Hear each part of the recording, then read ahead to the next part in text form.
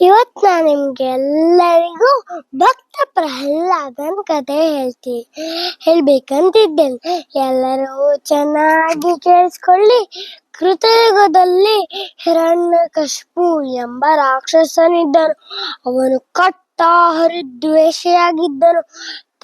ತಮ್ಮನಾದ ಹಿರಣ್ಯಾಕ್ಷನನ್ನು ಕೊಂದ ಶ್ರೀಹರಿಯನ್ನು ಸದಾ ವಿರೋಧಿಸುತ್ತಿದ್ದನು. ಹಿರಣ್ಯಕಶಿಪುವ ಪತ್ನಿ ಕಯಾಲು. ಈ ದಂಪತಿಗಳಿಗೆ ಪ್ರಹ್ಲಾದ ಎಂಬ ಮುದ್ದಾದ ಮಗನಿದ್ದನು.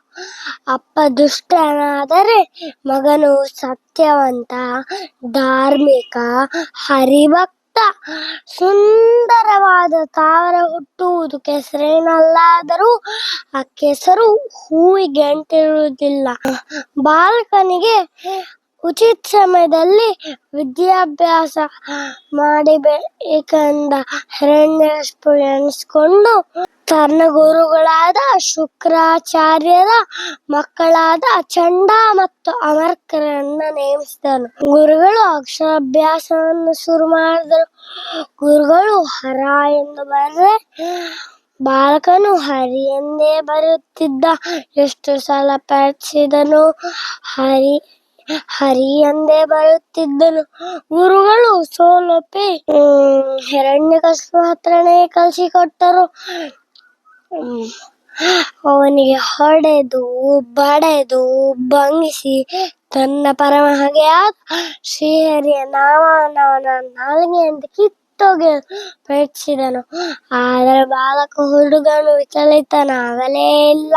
ಕಟುಕರನ್ನ ಕರೆಸಿ ಘೋರ ಕಾಡಿಗೆ ಒಯ್ದು ಅವನ ತಲೆ ಕಡಿಯಲು ಆಜ್ಞಾಪಿಸುತ್ತಾರೆ. ಆದರೆ ಕಟುಕರಾದರೆ ರಾಜನ ಮಾತನ್ನ ಎಲ್ಲಷ್ಟು ಮೀರುವವರಲ್ಲ. ಹುಡುಗನ ಎರಡು ಕೊಂದು ಹೋದರು. ಆದರೆ ಹರಿಮಾಯೆ ದೊಡ್ಡದು. ಕೆಲವೇ ಕ್ಷಣದಲ್ಲಿ ಮರಳಿ ಬಂದ ಕಟುಕರು ಬಾಲಕನನ್ನ ತಲೆ ಕಡಿದರೆ ನಮ್ಮ ಕೈ ಸ್ಥಗಿತಗೊಳ್ಳುತ್ತದೆ ಎಂದು ದೂರಿದರು. ಮದ್ದಾನೆಗಳಿಂದ ತುಳಿಯಲು ಆಜ್ಞಾಪಿಸಿದರು. ಆದರೆ ದೇವರದಿಂದ ನಾನೇನೂ ಮಾಡಲು ಸುಮ್ಮನೆ ನಿಂತಿತು. ಹಾವುಗಳಿಂದ ಕಚ್ಚಿಸಿದರು. ಪರ್ವತಶಿಖರದಿಂದ ಪ್ರಪಾತಕ್ಕೆಳೆದರು. ಸಮುದ್ರಕ್ಕೆ ಎಸೆದರು. ಬೆಂಕಿಯ ಕುಂಡಕ್ಕೆ ಎಸೆದರು. ಎಲ್ಲವೂ ನಿಷ್ಫಲವಾಯಿತು. ಆದ ಮೇಲೆ ಹೆತ್ತ ತಾಯಿ ಕಯಾಲು ಭಯಂಕರ ವಿಷವನ್ನು ಕೊಡಿಸಿದರು. ಬಾಲಕನು ನಗುತ್ತಾ ವಿಷವನ್ನು ಕೊಟ್ಟರು. ಸಾಯದೆ ಉಳಿದನು. ರೋಷ, ದ್ವೇಷ, ಅನುಮಾನಗಳಿಂದ ರಾಕ್ಷಸರಾಜನು ಕೆರಳಿ ಕೆಂಡವಾದನು. ಪದೇ ಪದೇ ಹರಿನಾಮವನ್ನು ಉಚ್ಚರಿಸುವ ಪ್ರಹ್ಲಾದನನ್ನ ಹತ್ರಕ್ಕೆ ಕರೆದು ಎಲ್ಲಿದ್ದಾನೆ ನಿನ್ನ ಹರಿ ಎಂದು ಗರ್ಜಿಸಿದನು. ಬಾಲಕನು ಮುಗ್ಧ ಭಾವದಿಂದ ಶ್ರೀಹರಿ ಎಂದರೆ ದೇವರು.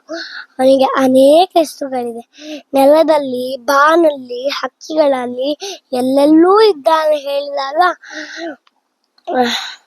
ರಾಕ್ಷಸರಾಜನು ಕತ್ತಿಯನ್ನು ಜಾರಿಪಡಿಸಿ ಈ ಕಂಬದಲ್ಲಿ ಇದ್ದಾನಂತ ಪ್ರಹ್ಲಾದನ ಹತ್ರ ಕೇಳ್ತಾನೆ. ಈ ಕಂಬದಲ್ಲೂ ಇದ್ದಾನೆ ಅಂತ ಪ್ರಹ್ಲಾದ ಹೇಳಿದಾಗ ರಾಕ್ಷಸರಾಜನು ಗದೆಯಿಂದ ಹೊಡೆಯುತ್ತಾನೆ. ಅವಾಗ ಶ್ರೀಹರಿಯು ನರಸಿಂಹನ ರೂಪ ಧರಿಸಿ ಹೊರಗೆ ಬಂದು ಅವನ ಹೊಟ್ಟೆಯನ್ನು ಸೀಳುತ್ತಾನೆ. ಈ ಕಥೆಯ ಮಾರಲ್ ಏನಂದ್ರೆ, ಶ್ರದ್ಧೆ ಇದ್ದರೆ ನಿರ್ಜೀವವಾದ ಕಂಬದಲ್ಲೂ ದೇವರನ್ನ ಕಾಣಬಹುದು. ತಮೋಗುಣ ಬೃಹತ್ತಾಗಿದ್ದರೂ ಸಾತ್ವಿಕತೆ ಗೆದ್ದೇ ಗೆಲ್ಲುತ್ತದೆ. ಈ ಕಥೆ ಎಲ್ಲ ನಿಮ್ಗೆ ಇಷ್ಟ ಆಯ್ತಲ್ವಾ?